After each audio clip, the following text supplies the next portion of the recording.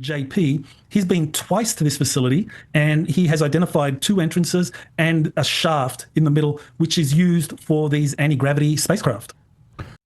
So just let that sink in for everyone.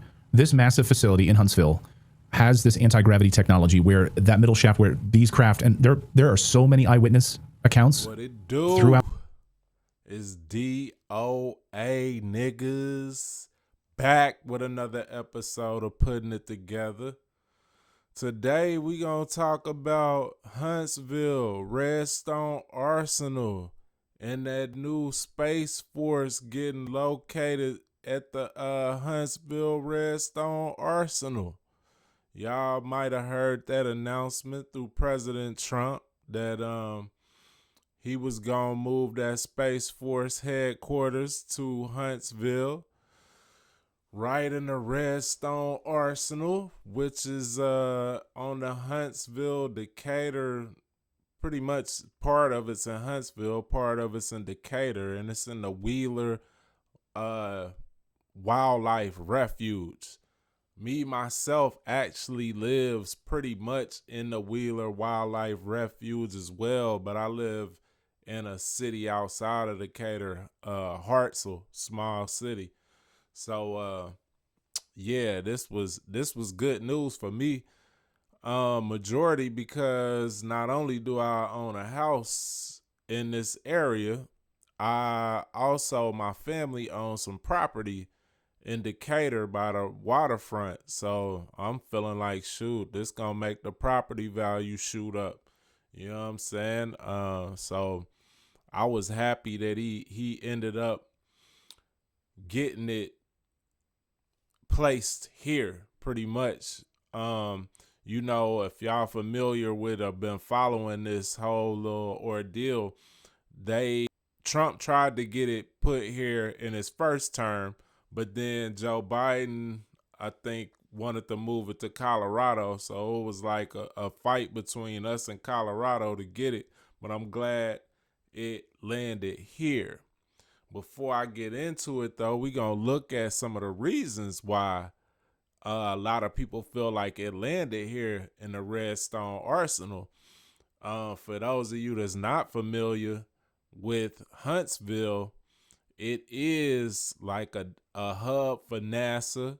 We got Lockheed Martin, Boeing, Northrop Grumman, amongst a lot of other companies that's involved with the aerospace technology, Air Force technology, etc. So it is a good place for it to be here. You know, it's a great location. I feel like just logistically, as far as location for one, and then the fact that we have all of those companies that's dealing with that already. But before we get into the video, I'm going to let Redacted kind of catch y'all up on the content that we going to be kind of talking about. Kind of, I guess you could say it's a reaction to Redacted, but really, I was already going to cover it, but I watched Redacted on a regular, and they did a great job of covering a lot of the things that I was going to speak on. So shout out to the good folks at Redacted for allowing me to use this and not hit me with the copyright. I appreciate that. And shout out to the League of Shadows, all my subscribers that's already subscribed. If you haven't already, go ahead and take this time to do that, man. We making moves for real. It's League of Shadows, bro. LOS shit. But without further ado, we gonna go ahead and get into Redacted, see what they got to say about this. Then I'll come back and cover it myself. Nazi scientists go as part of Operation Paperclip when they were brought to the United States after World War II. Well, they were brought to the massive underground facility in Huntsville, Alabama, the Redstone Army Arsenal that was eventually called the Marshall Space Flight Center. So it's no coincidence that President Trump yesterday announced that space moving 30,000 employees to Huntsville, Alabama. We had a lot of competition for this, and Alabama's getting it, Huntsville in particular. So congratulations, everybody. Katie, congratulations. Well, it makes sense, as this is home to the secret space program, reportedly one of the largest underground cities in America, in Huntsville, Alabama. Sources in the U.S. Air Force that I've spoken with directly have confirmed to me that these facilities exist, that they have been used since the 1950s for a secret spaceport. 2 newspapers in the 1950s also confirmed that they were building this massive underground rocket facility. You can take a look at this. This was the dumb facility put in the side of the wall here. And this is what it looks like, you can see. And this goes back to the 1950s, underground site plan and requirements. Other eyewitnesses who worked in the secret space program say Huntsville, Alabama is home to a large spaceport used by Nordic extraterrestrials, yes, ETs, and the Earth Alliance. I know this might be blowing some of your minds who are uninitiated or who are not familiar with this subject matter. This is BS. No, it's not. Alien craft, anti-gravity technologies, all being developed here in Huntsville, Alabama. Richard Eskridge was a NASA plasma fusion propulsion engineer who worked at this facility, co-founded Helion, by the way. His daughter, Amy Eskridge, finally blew the whistle on what she knew, and shortly after this interview, she died of suicide. She says disclosure around the UFO story will come out of Huntsville, Alabama. Listen. Disclosure is going to come out of Huntsville, Alabama, out of Redstone Arsenal. Redstone Arsenal in Huntsville, Alabama is the biggest fucking deal that you've never heard of.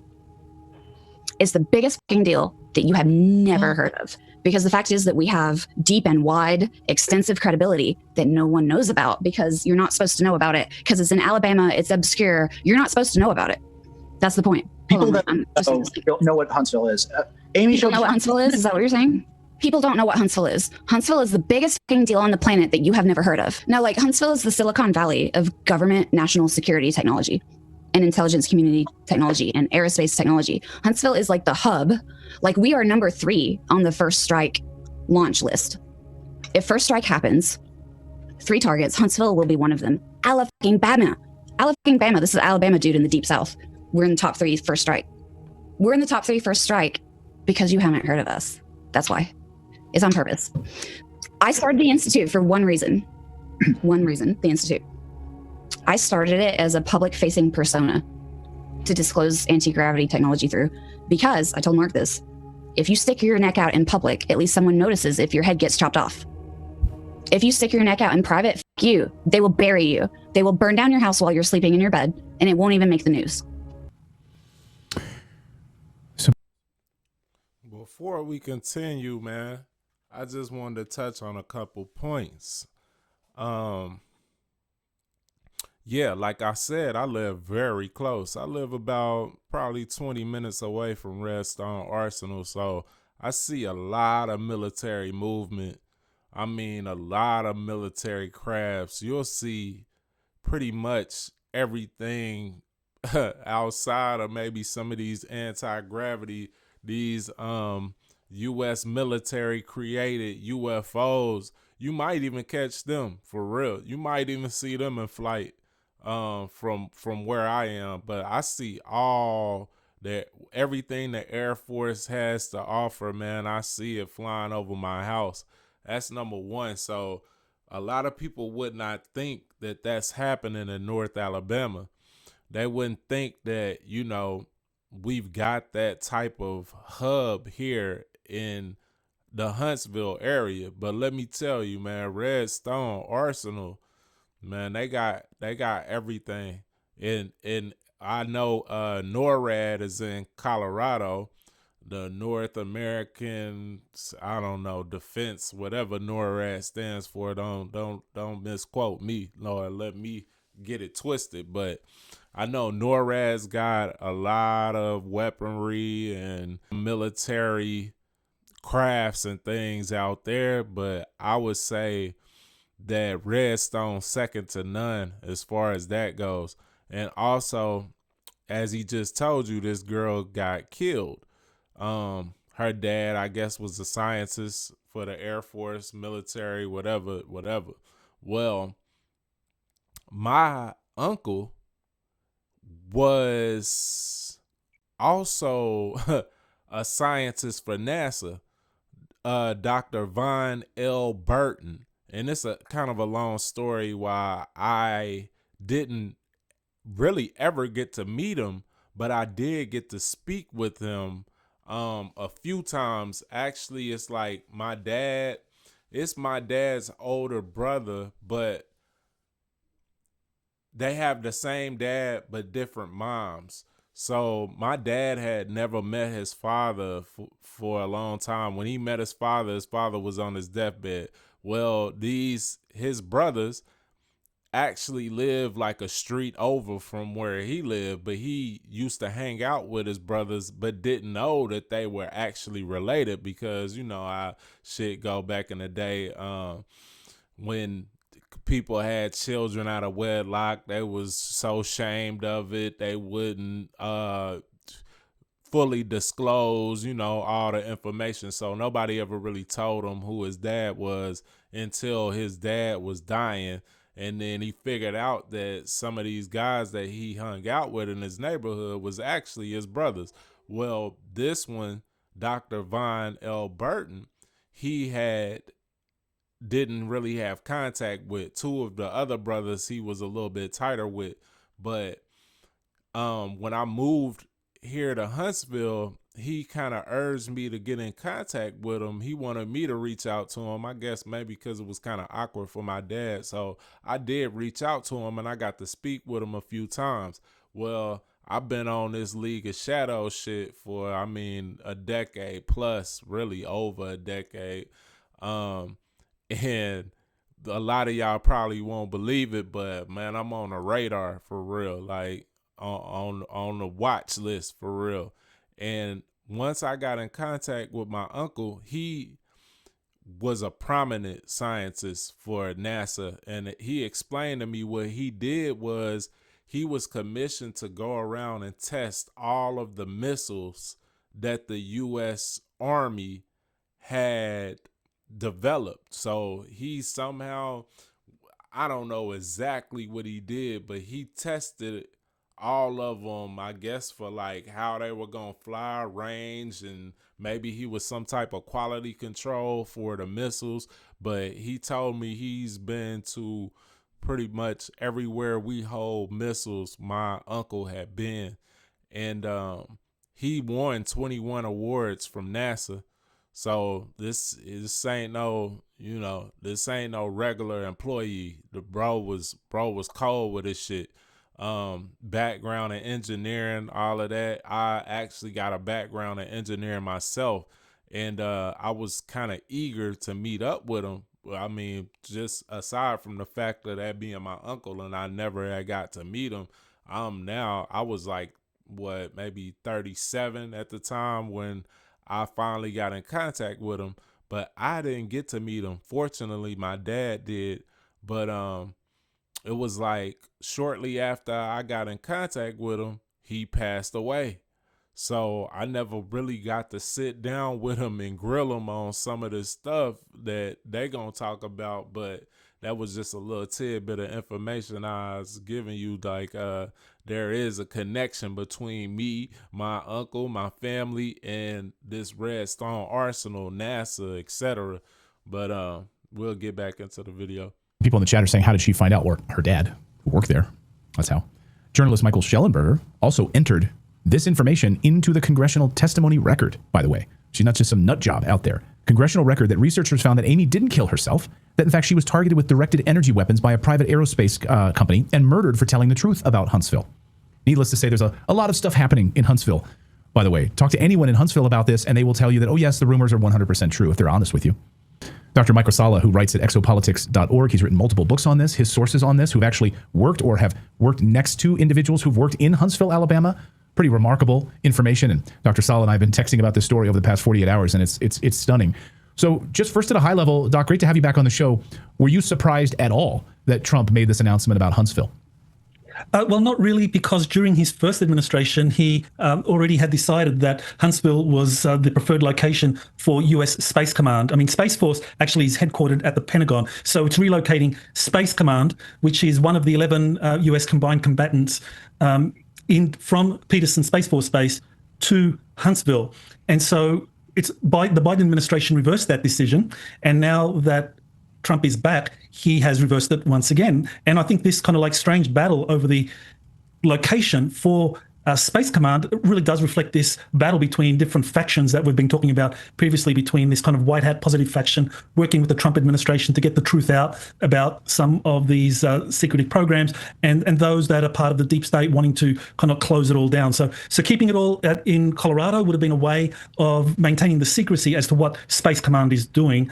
And at Huntsville, the new home for Space Command, you have a history where we know that there has been efforts to build a very large underground base there. That you mentioned those two newspaper records from the 1950s that announced that they were setting up a kind of mini Pentagon. So this plan for building an underground facility there in Huntsville was set up initially as almost like a continuity of government, or at least as far as the Pentagon is concerned, so like a second home for the Pentagon. So we're talking about something that was quite massive. And you showed that diagram that the US Army Corps of Engineers put together for building a very large facility under a mountain. And you notice you've got a couple of entrances there, and you've got this kind of shaft in the middle for this underground facility that a lot of people don't know. But the longest interconnected cave system in the world is running from Alabama to Kentucky. So though some of y'all might be familiar with Mammoth Cave, it's a national park actually in Kentucky, and it's a humongous cave complex pretty much. But a lot of people don't know that cave, Mammoth Cave in Kentucky, is actually interconnected all the way down to Alabama. I have a lot of information on it, which leads me to believe that when people spoke of the Underground Railroad that, so allegedly Black Americans was using to travel from the South to the North back in the day, I guess that's pre-Civil War. Yeah, I believe that they were using Mammoth Cave, that was the Underground Railroad, because it is an interconnected cave system. And a lot of people don't know that the entrance to it in Kentucky was owned by Black people. So people think that they brought these Africans, and somehow these Africans knew how to navigate a cave system that even the white people didn't know how to navigate. Is really a far-fetched theory. But if you go off of my theory, which is that these were Aboriginal Americans,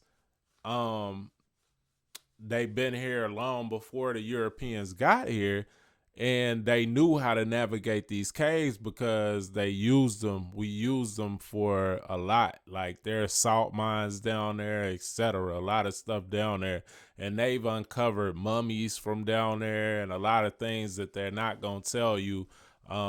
Skeletons, mummies, giant skeletons, artifacts, drawings, writings, and everything on these caves.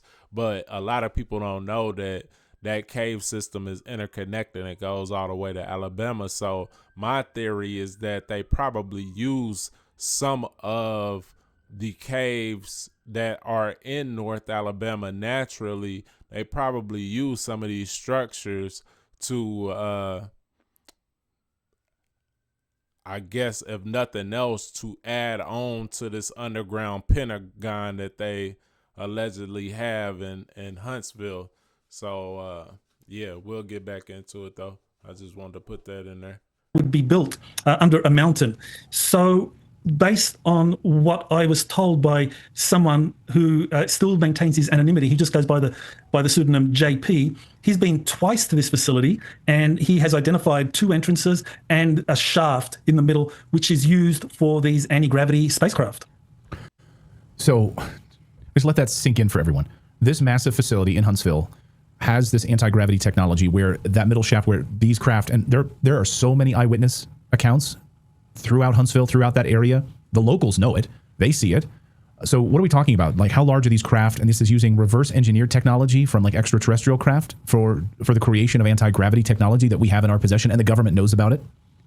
Well, this is where the German Project Paperclip scientists came in, because when they came in, they were specialists not just in rocketry. I mean, the Germans developed V1, V2 rockets, but the Germans were also developing anti-gravity technologies using very high voltage electrostatic charges to create a kind of anti-gravity effect, and also studying torsion field physics, where you would build these circular tubes that would be highly pressurized and at high temperatures. And if you circulate the plasma inside it at speeds of above 60,000 revolutions per minute, you again get an anti-gravity effect, but you also get a kind of time dilation effect. So these were craft that would not just be able to propel themselves through space, but they would also be able to travel through time. So you can imagine how useful that would be if you plan to travel long distances. So the Project Paperclip scientists, and we know there were at least 1,500 of them. First, many of them ended up at Redstone Army Arsenal, which was then, a portion of that was set aside for the Marshall Space Flight Center. And so the Marshall Space Flight Center was what was in charge of the Apollo program. And Werner von Braun was put in charge of the Marshall Space Flight Center, and under him were a lot of German scientists. But they, as I said, were not just specialists in rocketry. That was the public rationale for why they were there. But they were also there to share their expertise on how to reverse engineer these flying saucer technologies that had been recovered throughout US history, and some of them had been captured in Nazi Germany and brought to the United States. So the Germans were there to help US scientists study and reverse engineer those, and that's why you have some major companies such as Northrop Grumman, Lockheed Martin, that Amy Eskridge was alluding to in her video, that they were there as well, because they are the organizations or the corporations that are building the reverse engineered spacecraft. So from the very beginning, Huntsville, Alabama had a dual purpose. One was the official space program with NASA and the Apollo program. The Germans were playing critical roles in leading that. But the second, secretive, was that they had this massive underground facility that was built there, and that's where they studied and reverse engineered flying saucer technologies. And this is where then we get into the help that these Nordic extraterrestrials began to give to the US government.